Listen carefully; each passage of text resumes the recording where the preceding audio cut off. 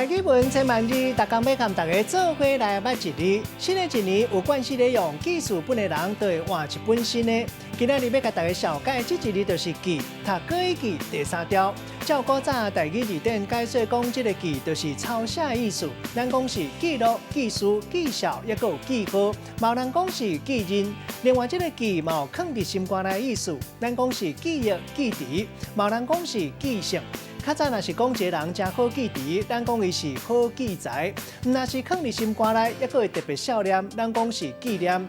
另外，这个记嘛有文书的意思，像古早册有书记、礼记。另外，佫有负责采访的新闻工作者，咱讲是记者。带大家做伙来小解这两个词。头一个读做记忆，意思就是记忆、记性。较早若是记忆较无好的人，有人讲是无心肝。第二个词读做纪念，较古早的大语字典写这个纪念，意思就是挂念、思念甲怀念。咱用一句话来举例，甲这两个词合做伙。